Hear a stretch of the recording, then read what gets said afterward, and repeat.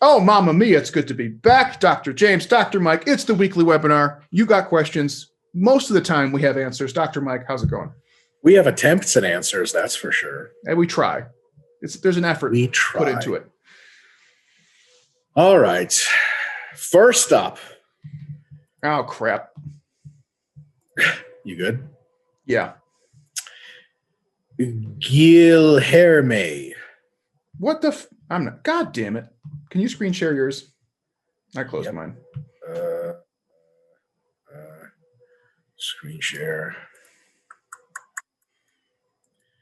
Always got to check to see if my porn tabs are loaded or not. Of course they wouldn't be. Why would they be? Can you see the screen? Yep, we're good. Okie dokie.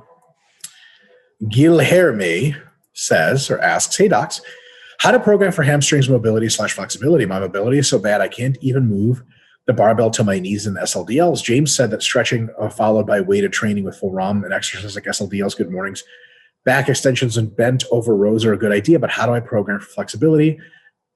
What frequency rep ranges work better? How much volume in stretching and weight training? How many RIR? Thanks, docs. James, all you, my friend. Yeah, so Guilherme, so I think there might be a little bit of confusion. So first off, the weight training stuff, you just do that as you normally would. So we're not going to do anything necessarily differently in terms of sets, frequencies, volumes, RIR. That's all normal. And then those are just particularly good exercises that really emphasize the range of motion in like the hamstrings and that hip hinge movement. So that's just a good choice in terms of like increasing your flexibility over time with a loaded stretch. So from that, we say, okay, just do that normally. You don't have to do anything crazy with that. Usually what we recommend with flexibility is more of a kind of a frequency stimulus, less on the like super intense and super voluminous stimuli, right? So with flexibility, this is one where it definitely tends to benefit from frequent exposures and has a really, really rapid deconditioning rate, meaning like if you don't do it, then it just goes away really fast. So usually what we would recommend is for somebody who's really trying to become more flexible, more mobile, any combination of those, you might want to choose a more extended active warm-up than what you normally would do. And this is a good time to incorporate some dynamic stretches. So not stretch and hold, but stretch through full range of motion, kind of like your high kicks, your toe touches kind of stuff. So do your normal warm-up and maybe add somewhere between, I would say, 5 to 10 minutes of just active dynamic stretching as part of your warm-up before you move into your actual training activities. Then you can go and do your training, which is going to, if you pick movements like the ones listed in your question, those are great. Those are going to start slowly but surely having that loaded stretch and increasing your flexibility of the actual muscle tissue over time, not just your tolerance to it, but the actual pliability of the tissue. So that's really good. And then in your kind of downtime, I'd recommend adding anywhere between, like 5 to 15 minutes of static stretching, I would say 4 to 5 times per week. And this isn't something that's meant to be done excruciatingly painfully. It's not meant to be like a super big part of your day. This is something like stretch and hold for 30 seconds per repetition, take a break, do a couple reps, maybe pick another movement, rinse and repeat the same thing. Go from anywhere between, I would say 10 minutes is usually a good place to start. And if you do that 4 or 5 times a week between like the active warm-up, the choosing the range of motion, emphasized movements, and then having a static stretching kind of routine somewhere throughout the day, you will notice your flexibility increasing rapidly. The key here is to do it consistently and don't just fall off the wagon. Excellent answer.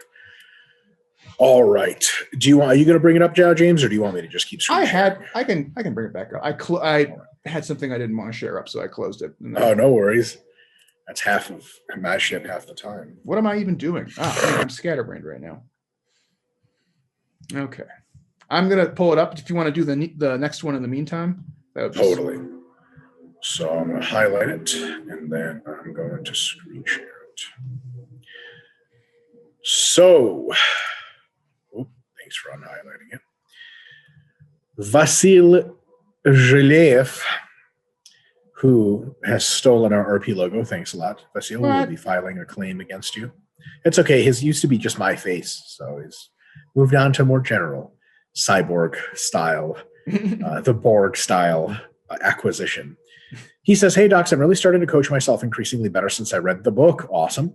One question, though, for a person who is not planning to compete, How to plan out a whole block of training. Is there an optimal cut to mass ratio of months of the year? Say I start massing around 12% body fat up until 17% and then cut to roughly 10% afterward for a better P ratio, then do a mass mini cut at a second mass to 15 to 17% again. That should take up around 17 months with maintenance phases. Is this too much yearly stress on my body shifting by shifting weight so much? No, I don't think it's like, as long as you're massing slowly and you're cutting at rapidly but not excessively. Don't cut faster than 1% body weight per week. Mass no faster than 0.5% of body weight per week, something like 0.25 to 0.5%. Make sure to take maintenance phases when you have high fatigue, and you're good to go. And it's just that cyclical process. You can throw mini cuts in there. If you want a pretty good outline of like long-term periodization, the mini cut manual has a really good one in there. In addition to that, the Renaissance Diet 2.0 has a good little talk about it. Other than that, it's pretty straightforward. So that's it. Yeah, you sound just fine. Some new updates to literature and interpretations, especially by Eric Trexler. The P ratio probably doesn't change much or at all. Anywhere, I would say between 10 and 20% is my best guess. Just not much difference. So where you choose to end your mass is really more of like, how lean do you want to be on average? You can go as high as 20 and the low 20% and just totally fine. I wouldn't go any higher because you get like permanent fat deposits that fuck up your skin, fill with water when you're trying to lose fat, and fucks you up. But you can from 10% to 17% or 15 to 17%. That's a long time of massing. So that's really good. I think there's nothing wrong with that at all. Yeah, good answer. And it's also kind of reinforces, like, you don't have to be fat phobic when you mass. Like, you can get up to like, kind of chunky and still be having pretty good gains, which is great. Yeah.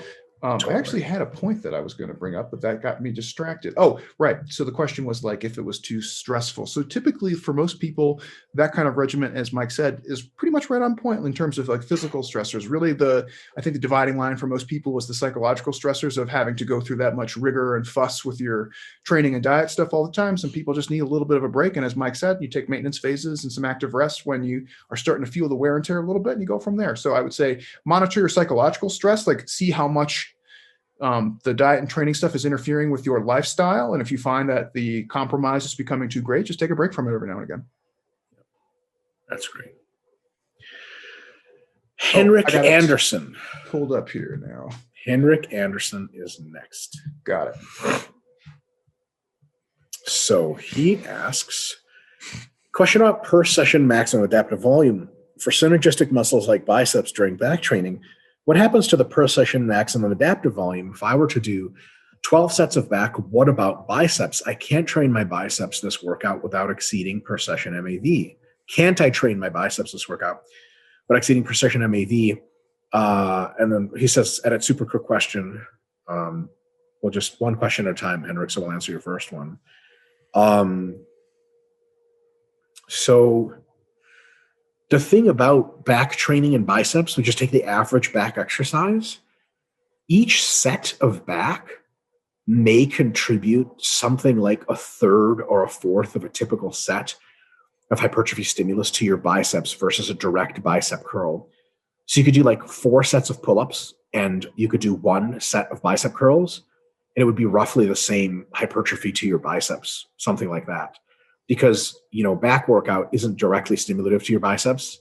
It is also usually not limiting factored by your biceps. So like your back tends to give out first, especially at the very lengthened position when you're stretching your lats. Like your biceps are fine, your lats give out.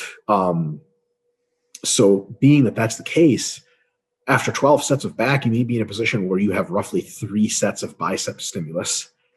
Is that your maximum adaptive volume? Probably not. You could do another several sets of biceps and get close to what is your MAV. It could be your MEV, which is why if someone trains back pretty hard and pretty frequently, sometimes they can get away with minimal or no bicep training and still keep their bicep size. But if you want your biceps to advance, then you may want to do a few sets of biceps after that. Now, there's a problem with you're sort of infected with systemic fatigue by then. So what you might actually want to do is come in another time during the week, another session, and train biceps more fresh so they get higher quality stimulus. And then you could say, well, what about all that, the bicep work that I get from back? Doesn't it kind of over the week still sum up? And it absolutely does, which is basically sums up low quality work and plenty of fatigue for your biceps. So if you really want the biggest biceps possible, the question is, should you back off on back training? And the answer is absolutely you should, because back training makes your biceps tired and doesn't grow them nearly as much set percent fatigue for fatigue than it could. So if you really want the biggest biceps you could possibly get, but you weren't worried about your back so much for the short term, you should absolutely do not much back training and do a lot of biceps training. So that's my best answer, James. Yeah, that was really good. And then I'm just going to go a slightly different route, but more or less the same answer as Dr. Mike here. I think this is one of those things where you can be overly rigid and overly mathematical with your pre-planning approach, where you go, okay, is it a third for every back? What's my MAV?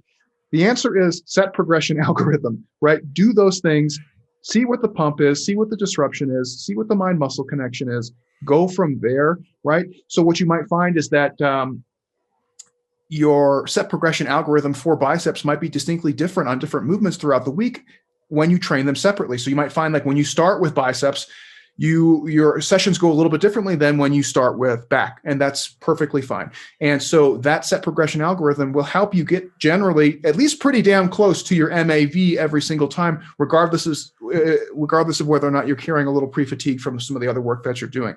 So it's kind of hard to say, like, is it X, Y, or Z? Like, how many sets should I do?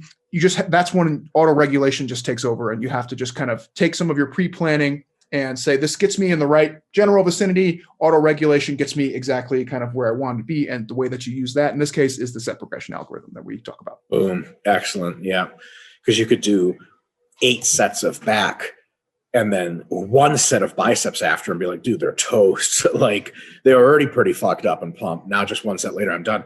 Or you could do 8 sets of back and find that it takes you 6 sets of biceps to get the job done because you're so systemically fatigued, you can't even get a good bicep workout. And then you're like, man, I should probably just split these up. Or you do 8 sets of back and then just 4 sets of biceps later, your biceps are toast, everything's good to go. So there's kind of 3 general options they could fall into. Like James said, you just have to watch the algorithm. Are you getting all of the pumps and burn and everything else that you need? If not, you have to adjust by training in a different sequence or doing more or less volume. Folks, there's a reason why we write these things down.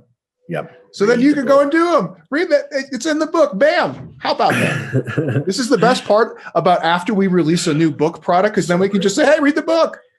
It's like the most shameless of shameless plugs. To be able to say, yeah, like we actually wrote a whole book about that. All right. So Harsh Panwar. Got it. There he is. So Harsh Panwar asks, what the fuck? Where am I? Oh, there I am. Hello, docs. Hope you're doing well. I wanted to know, for someone interested solely in building muscle strength, how important is increasing flexibility / mobility and improving posture for that matter, given the person's current flexibility and mobility are not extremely bad. So really simple answer for me, and I'll let James take the floor, is you should start training as well as you can as soon as possible for strength and hypertrophy, and then slowly over time, if and as your mobility, flexibility, and posture get in the way of you getting as much as you can out of the movements or start to hurt you to some extent, then you need to slowly and marginally put work in to making them as good as they need to be to free you to be able to have high SFR movements. And as long as you can have high SFR movements, you don't need to work on them any more than that. So for example, my squat, I can maintain a completely tight lower back and go all the way down.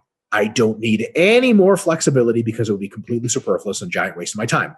If you can't squat all the way down, your back tends to round, then you should still squat as deep as you can for as long as you can squat that deep. But over time, have a plan developed similar to the one James just described for Guilherme, our first question asker. You should have some kind of plan like that to get a little bit more mobile and flexible. Posture is mostly a fucking giant bullshit myth. People that are hypochondriacs like to spread. James, take it away. Yeah, so Dr. Mike nailed it. And the key word here is need, right? So if you grew up like Mike and I did in like the 80s and 90s, you might be under the impression that running is the cure for all ails, right? And we know that that's really not quite as true as we used to think. And at the current time, it seems to be that flexibility and mobility is that same kind of notion where all of your problems stem from a lack of flexibility or mobility. Dr. Mike and I tend to think that that is also not true. You have to prove that there is a need, and that need means that your flexibility and mobility or postural limitations are holding you back from performance that you could otherwise achieve. And so what we find for strength in particular, how much flexibility, mobility do you need? Not much. I mean, as much as enough to do the movements that you want to train, which for most strength movements, not a ton. So that's easy. Posture, there's pretty much no better way to generate good posture than strength training. I can't really think of a better way, frankly. So that one's just right out the window. And then you move into things like hypertrophy training.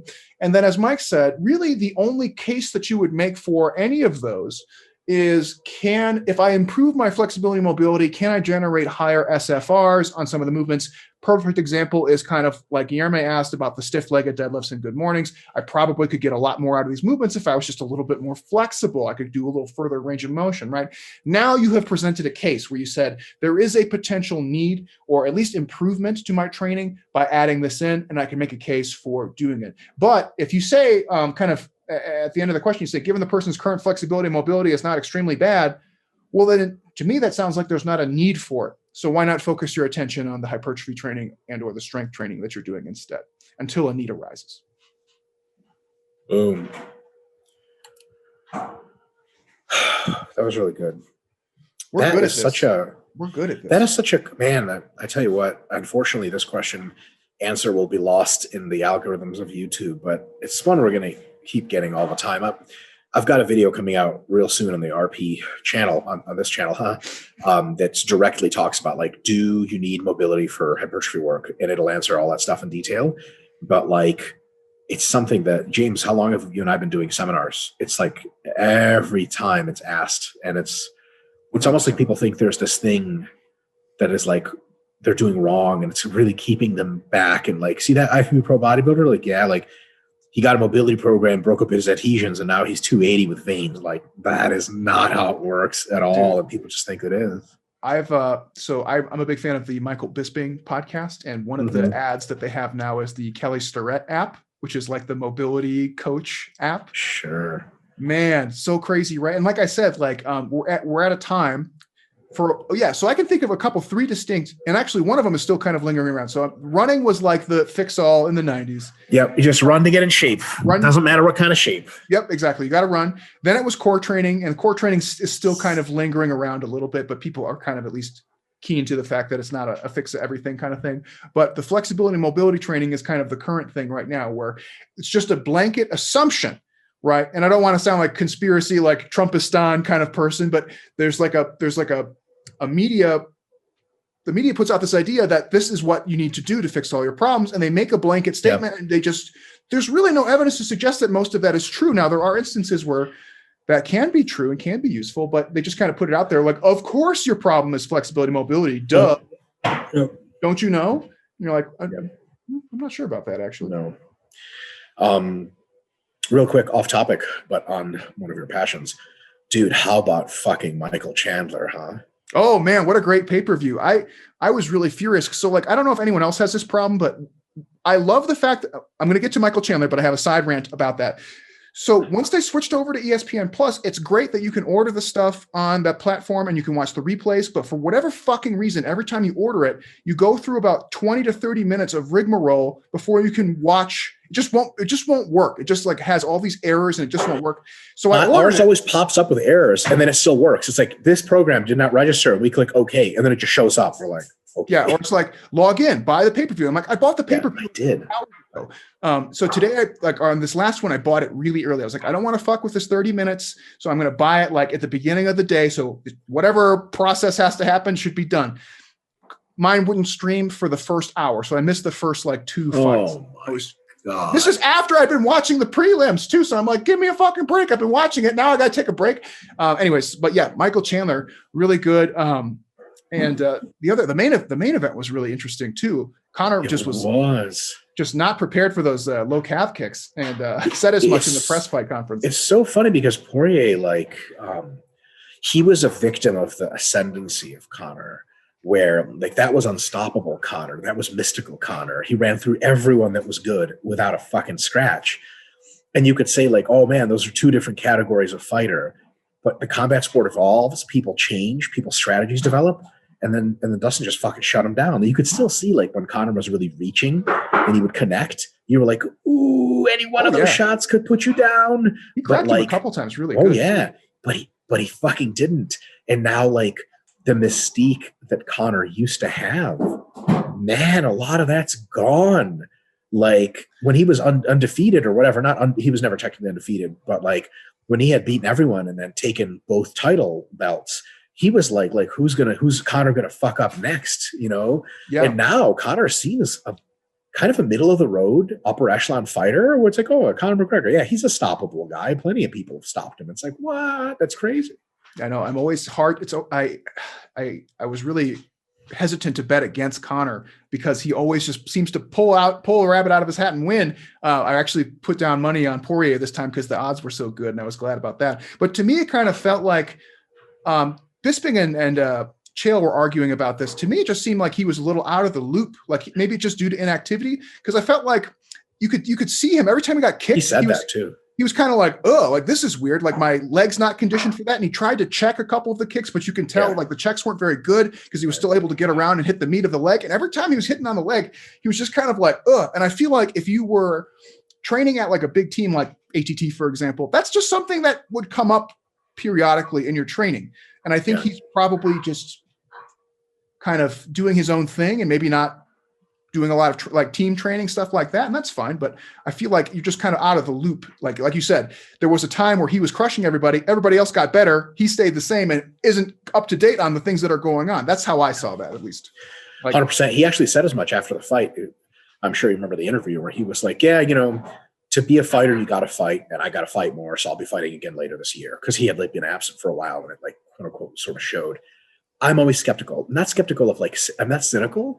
I'm just interested is that the case, or has the sport left you behind, or are you regressing? You know what I mean? Like, because sometimes people, like we've seen fighters come out at their actual technical best and get beat because everyone else is so much better. Like what did that Brazilian dude do wrong against, the fuck's the guy from New Zealand's name? Israel Adesanya. Like, nothing. Oh. He's just a dominant fighter. Like it is not like, well, you know, he was off. Like maybe he wasn't off. Maybe Adesanya really is that good. It's going to be a super interesting fight. Him versus whatever. What the fuck is this Polish guy's name? Oh, Jan Blachowicz. Jan Blachowicz, because like that's a bigger people, and Adesanya can use his unreal athleticism to win for sure, but also Blachowicz has that one shot killer power. Polish power. Not like that one shot. Like the Brazilian guy needs a couple shots to put you down and one really good shot to put you down. The Polish dude can just glance you and fuck you up. I mean, his fight for the championship, I was like, dude, he's losing. And then he touched the guy once and the guy collapsed. And it was like, oh, fuck. That's hard. That's hard to adjust your abilities to. And he's a legit light heavyweight, whereas Adesanya is not even a legit middleweight. He usually doesn't even have to cut for middleweight. You know what I mean? So he's going to be way undersized in that fight. Yeah. I think if Conor gets the rubber match immediately, he'll win the third one because he'll adjust his training style quickly enough and get on the right path. I think he'd win the rubber match if they did it like within 6 months or so. Interesting. I wonder if they do. Yeah. All right. Next question. Some online project. Oh, I think I saw that. Just above that, actually. Yeah. There we go. Dr. Mike has mentioned having training partners for quite a while. How does one have training that is individualized in what is effective movement-wise while also training with someone? Do you switch off for exercise and then come back together? What about training with a female who's a different height and strength? For further context, I train at a Gen Pop gym, and equipment is not as readily available as I was like. So it ends up being a tall order to procure 2 squat racks when my wife and I train. Well, for working together, loading and unloading the weights results in more junk volume and simply sucks. Wonder if you guys have any solutions to this with all your different gyms you've gone to and types of different people you've trained with. So the way like Jared and I do it, or Charlie and I do it, is when we design a mesocycle, we convene and choose exercises. We have a negotiation. He's like, okay, you really like this one back machine. I hate it, but we both think this other back machine is just fine. Let's do that. I'm like, okay, sweet, because I'm not going to be training with him forever.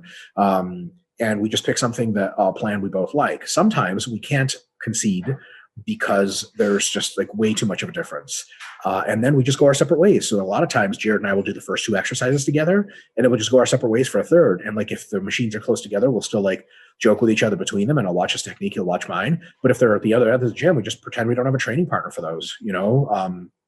At the end of the day, that really is a process that kind of has to happen with any training partner you have. You're going to want to do as much shit together as makes sense, and no more than that. And as far as, I think it's a little bit of a different question what to do with you and your wife. So when my wife and I are training together, I just stare at her ass mostly and make lewd comments. But like, you know, we're really just training in the same place. My wife just walked out of the, she's home early for some reason. She's got like red marks on her hands. I think she's been hitting people on the street. People up. Using the house for cover from police extraction. Typical Tuesday. But, you know, usually when we're training together, quote unquote, we're just training at the same gym. We arrive together, and a lot of times we'll be like, all right, honey, I'll see you in about an hour, or just come float by the squat rack when you're done. And she just floats by when she's done. The thing is, like, she fucking super knows what she's doing.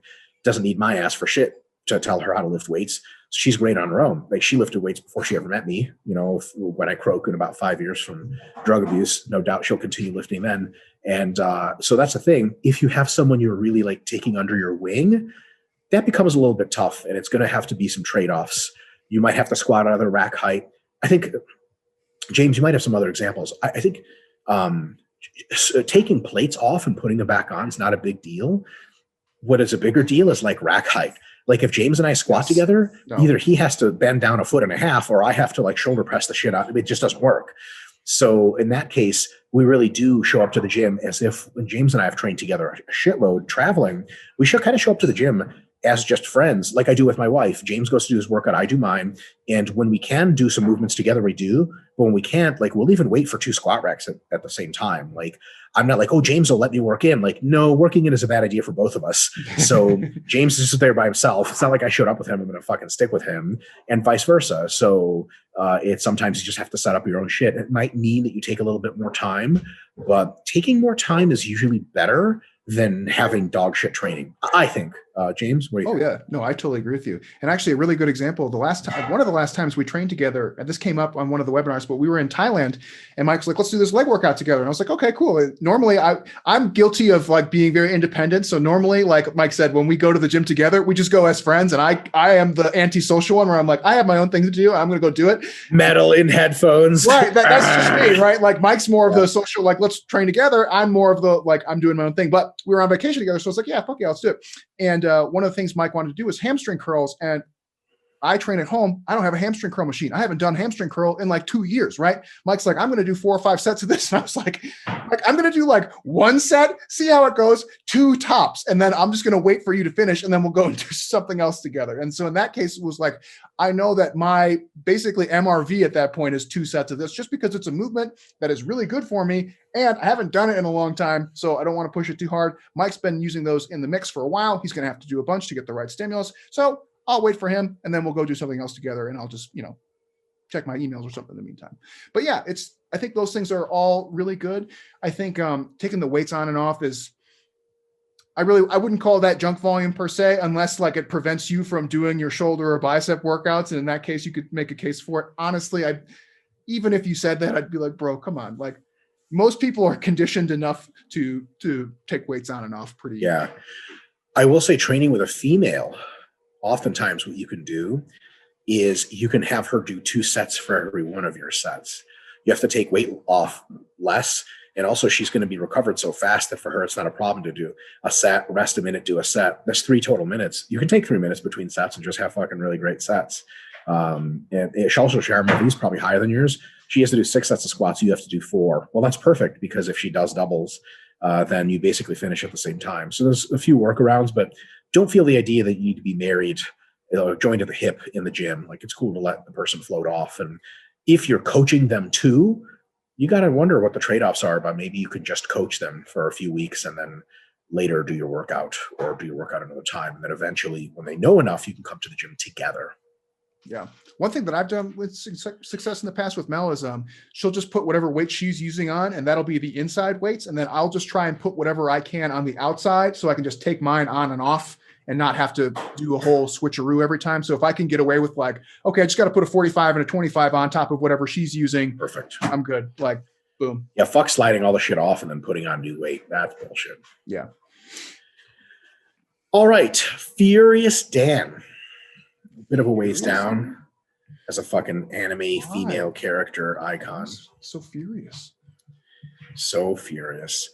Dan says, assuming calories and macros are constant, i.e. ignoring satiety and palatability hypothesis, what elevates clean whole food diet over an absurd example of cheeseburgers, ice cream, multivitamins with respect to hypertrophy or fat loss? Well, one thing is that there are a bunch of preservatives and stuff like that in super processed food that's probably not great for your health in the long term.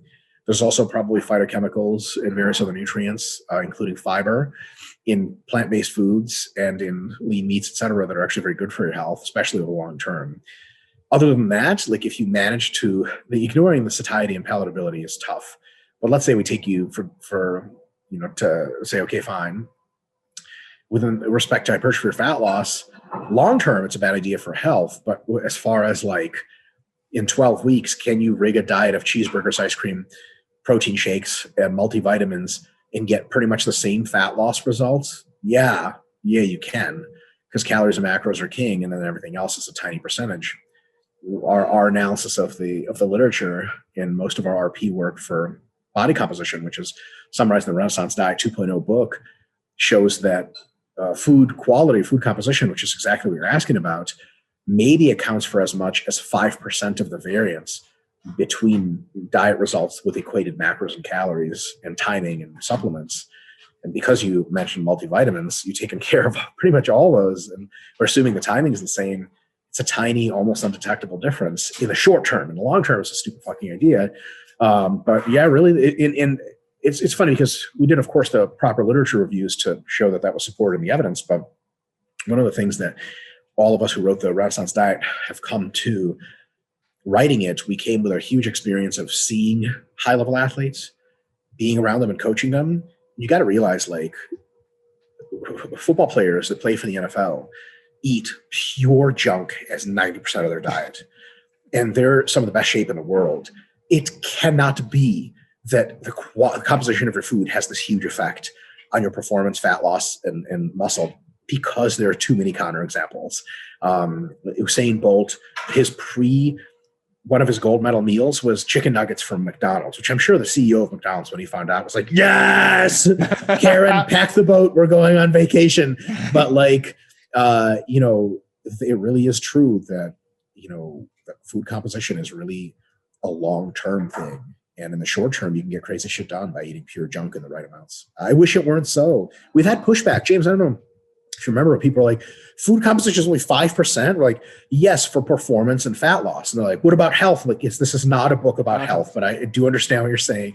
And our book about health, it's like 20%. It's a big deal. But that's over the long term. And that's just what it is. Yeah, really great response. I know my wife, Dr. Mel, was doing her Game Changers critique, and she ended up doing quite a bit of an extensive literature review on plant-based and otherwise. And, she would tell me, ultimately, it's one of those kind of broad strokes, but like a diet that is rich in plants generally is better than one in terms of health outcomes that is not. And a diet that is really, really high in processed foods is generally worse than a diet that is not. So it's one of those things where it's probably a good idea for your health to not have a super saturated amount of junk food in there. And it's probably a pretty good idea to eat things that are plant-based to some degree, like fruits and vegetables and grains and stuff like that. Exactly. All right.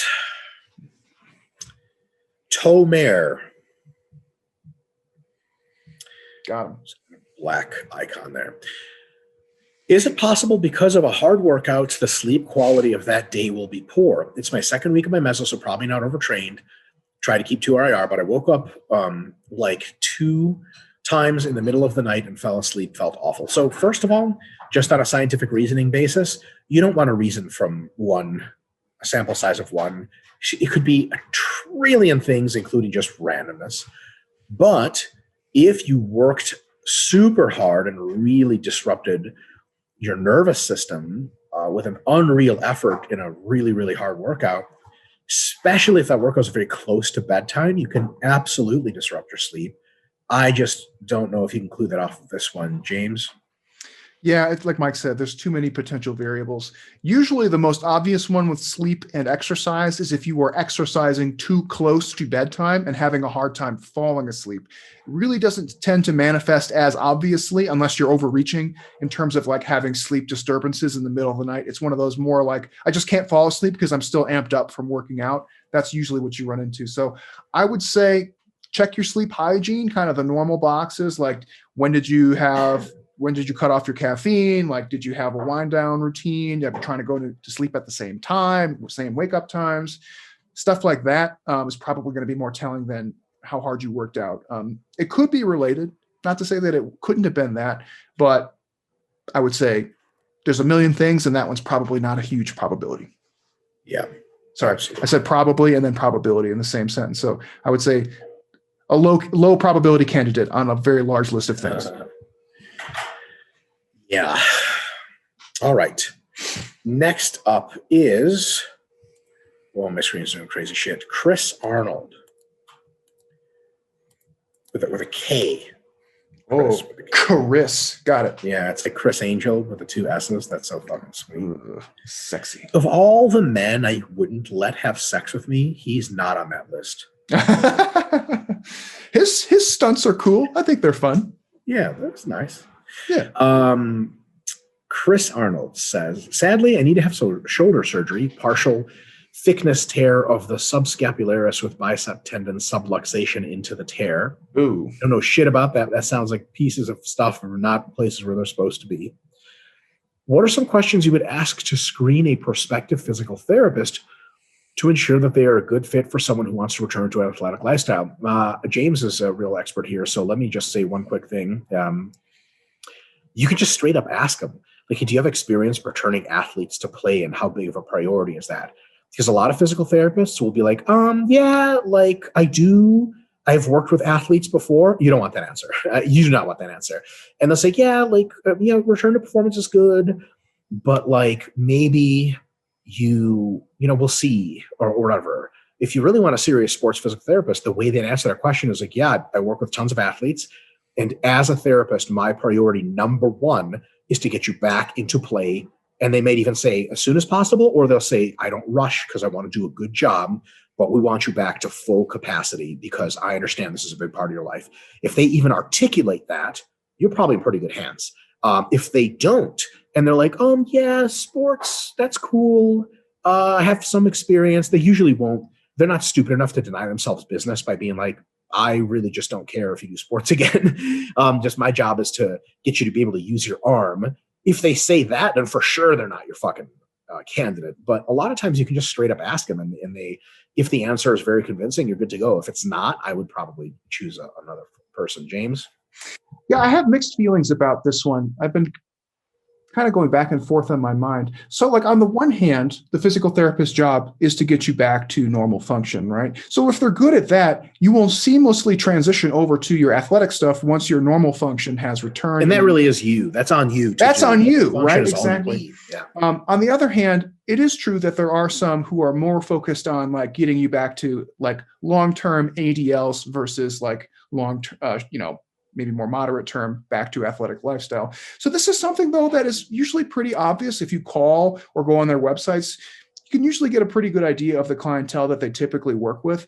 My inclination is a little bit more towards the former than the latter, though. I mean, like what you want is somebody to fix the problem, right? And then getting back to athletic lifestyle is kind of on you to do their recommendations and not be a knucklehead when you're trying to transition. Once you get clearance to do incrementally harder, more athletic things, to not be a knucklehead, right? And to follow their instructions. So I actually think like the reputation as a physical therapist should probably be the biggest factor. Like if they generally have really good reviews on Google and all those other things, and if you get a referral from someone that said, hey, I had knee surgery and this person was really good, I think that you should go with them.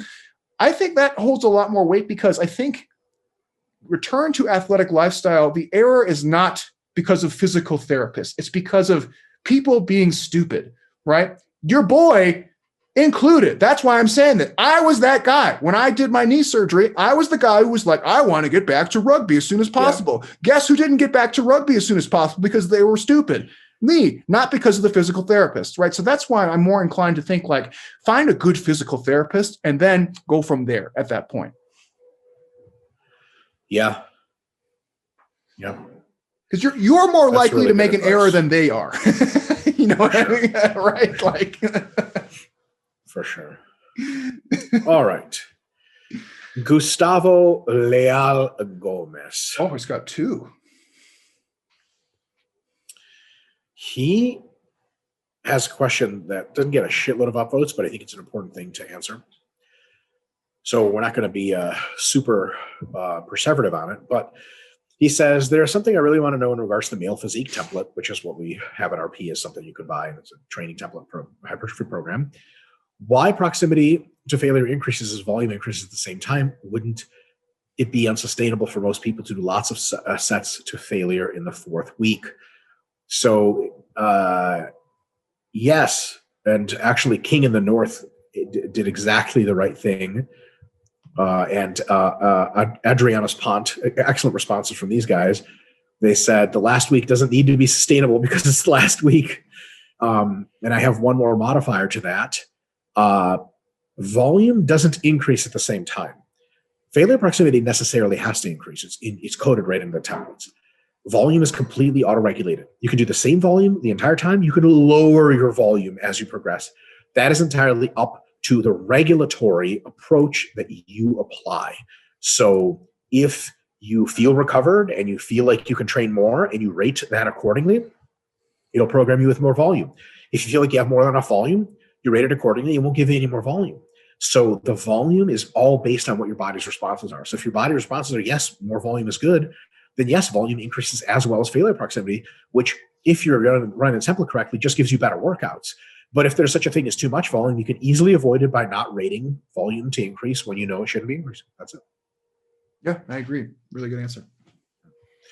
All right. And then second to last, Andrew Atkinson. Got it. Which is a very British name. Atchison. Oi, in it, you fucking cunt. Oi. It's always Australian and British. You know, the Australians and British, they all complain that I do the wrong accent, and they're all the same fucking people to me, so fuck them. I'm just kidding. I love you both. All right. Andrew says, hi, docs. I have a question related to hip hinge movements. Whenever doing this, such as stiff-legged deads or good mornings, I feel tension, burn, and stretch in the hamstring, which is good, but also equally or more so in my lower back. And lower back tends to be a limiting factor rather than the hams. Do you think this could be a technique issue? I'm not very flexible, but do standardized reps.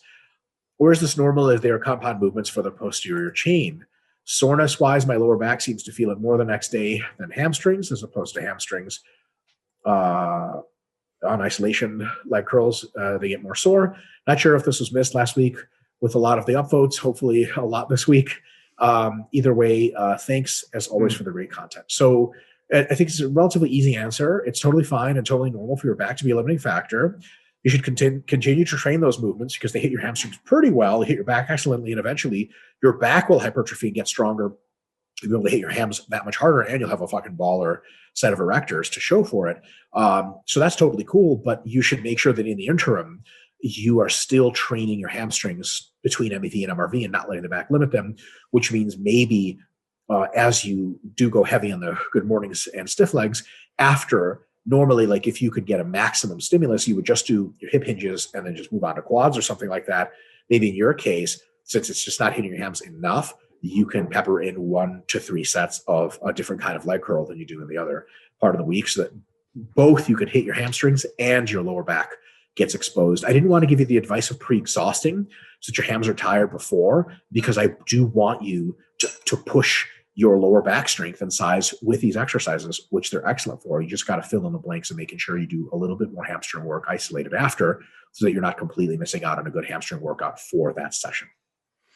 Yeah, really good answer. I think two things. I think it's okay for that to be sore. It's part of the movement, right? As Mike already said. One thing I do find is that sometimes when you are feeling like when you get a lot of like noticeable, I don't want to say a lot, but when you have like really noticeable soreness in the lower back, More often than not, I do think it's a technique thing because typically you're hinging kind of just past the point that you can maintain the posture and then actually getting a lot of trunk flexion as you are rising up into the movement.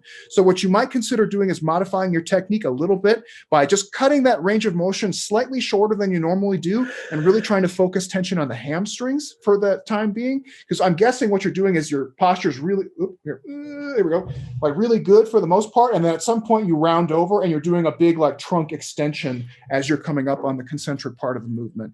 If that's not the case, what you could also consider doing is just do as many sets until like all this, if you get like a really big lower back pump, let's say like you do 2 sets of good mornings and all of a sudden your lower back's like real fucking pumped.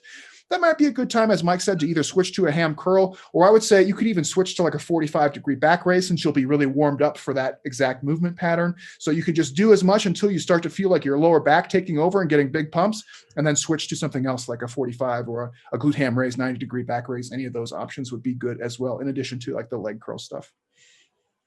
There you go. Last up, Mrecheslav. Oh boy. Man, that's even tough for me to say in Russian.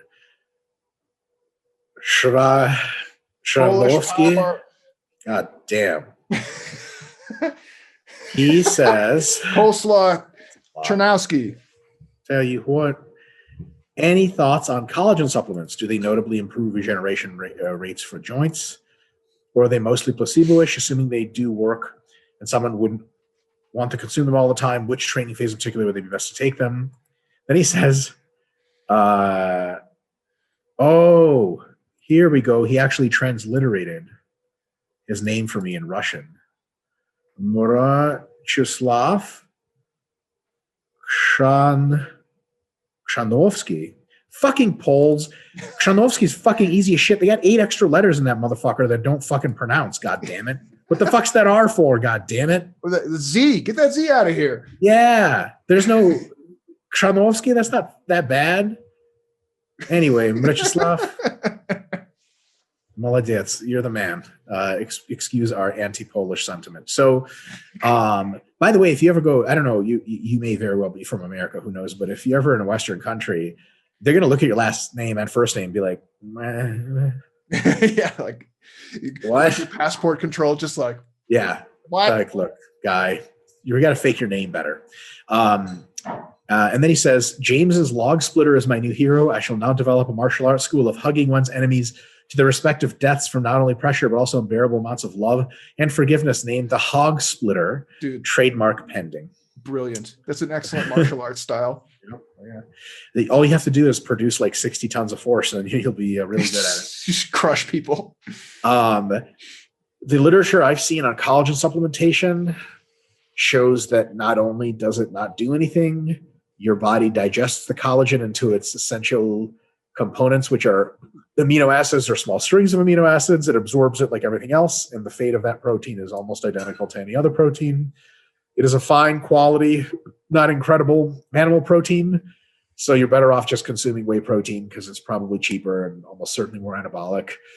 Collagen does make up your connective tissues in large part. However, when you consume it, everything about collagen goes away because it just gets broken up into individual amino acids, and it doesn't just float through your interstitial lining and end up in your blood as collagen, which are also probably really bad because your blood would form a fucking toxic inflammatory response to it and kill you. Same thing as if you asked, like, you know, I got growth hormone, I drank all the vials, what's going to happen? Like, you just pissed away $700 of growth hormone's effects from essentially just like you got like 6 grams of protein out of it. It's the most expensive protein you'll ever have.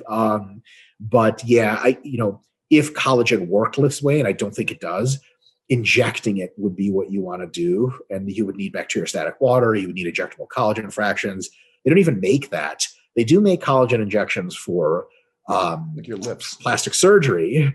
But like, I don't even think intra-joint collagen injections do anything. So it's one of those, like, I guess in some cases it really is a scam, but it's a real typical fitness marketing where it's like, James, remember the horse mitochondria joke? Yeah. Back in grad school? Horse Tech 5000. Horse Tech 5000. You can have horse mitochondria. Some guy asked, he's like, can we, like, if we get horse mitochondria, would that make us better at sports? Like, if you had a manner by which you would unzip individual muscle cells, insert horse mitochondria into them, prevent the immune system from attacking said horse mitochondria, and even if all the cytochromes aligned and the environment inside a human cell was enough like in the environment of a horse cell to actually produce energy, and if that mitochondria was the limiting factor, then yes, you would be able to run like a horse. But pretty much none of those things are true. So, it's like taking like a fucking alien, like a better analogy. It's like taking like an Intel Pentium 5 chip and be like, all right, can we put this inside a Model T to make the Model T go better? You're like, where? It doesn't have any connections to the chip. It doesn't have a computer. So like, that's not how you do that. So unfortunately, collagen is like, people think about it and they're like, collagen, bone strength, connective tissue strength, good. If I take it in, some essence of it will end up in my bones and in my connective tissues. It'll be better for me. Unfortunately, all that essence, as far as I know, is digested into just amino acids. So it's probably a more expensive way to get protein. One of my favorite old school scams was the ATP supplements that I used to see at bodybuilding.com. Like, do you need energy? ATP, take this pill. So I like the collagen one too, because in my mind, I imagine you're taking a collagen supplement and there's like strings of collagen that are now floating in your bloodstream. And it's like, oh, ACL, pop, there it is. And like, just tape it on. Yep. There you go. ACL. That's how it works. That's how I like to think of it in my mind. Yeah, I'm with Dr. Mike on this one. Anything that goes in your mouth is subject to digestion. And at that point, it's just a crapshoot because it just breaks everything down at that point. It's kind of like, it's kind of like when you put something into a food processor, right? It's like, okay, well, I have this like broccoli or this like celery, like you put it in there. It just takes what was a piece of broccoli or a piece of celery and breaks it into fine little bits that is no longer really broccoli anymore. Now it's just little chunks of stuff. So, yeah. And some of its essence gets conserved, maybe some of the flavor, but the texture is gone. So like, you're like, can you taste the broccoli? They're like, I guess. Is this what this is? Because it looks like green paste, specifically, it's like if you were eating broccoli for the fullness effect of those huge volumes, if you blended it, all the fullness effect is gone. So just the same way collagen's effect is pronounced when collagen is created by and integrated into connective tissues. And it's not even clear that enough amino acids are a limiting factor for that. Like, well, actually, I can tell you, it's not that it's not clear. It's just not the case. Like, if you quadruple the amount of protein you have, hypothetically allowing, your osteoblasts to like, build a shitload of bone, they don't build any more bone than normal. Like, if you take a shitload of growth hormone, they might start doing that, but that is not actually raw material. It's a signaling pathway. So just because you have more collagen, even if you could somehow get collagen into the blood, which again would have its own problems, it's not clear that anything would get built out of it. It's almost like delivering bricks to a housing building site where there's no workers. Like, you can deliver all the fucking bricks you want. No one's putting them in anywhere. So like, it's fucking kind of pointless. That's really, I think, a pretty decent analogy there. Yeah, totally. Was that the last one? That's it. All right. Well, I want to give a shout out. Somebody on one of these webinars recommended the anime Jujutsu Kaisen. I don't remember who it was, but whoever you are out there, great pick. Awesome show. Definitely check it out if you guys are interested. Dr. Mike, let's see. What do I got going on? I've been working on a lot of the Amazon stuff. And so one of the things that I've started doing is we're trying to do some of the paperback print on demand. So a bunch of our titles, like the Volume Landmarks first book, Recovering from Training, Nick's book, and a couple other ones now are available on print on demand. So if you guys want yourself a paperback, there you go. You can get it on Amazon. Boom. Dr. Mike, you got any fun things going on? All the mass gaining videos are releasing once a week that we filmed in Orlando. Those are cool. People seem to like them. It's a real training that myself, Jared, and Charlie do.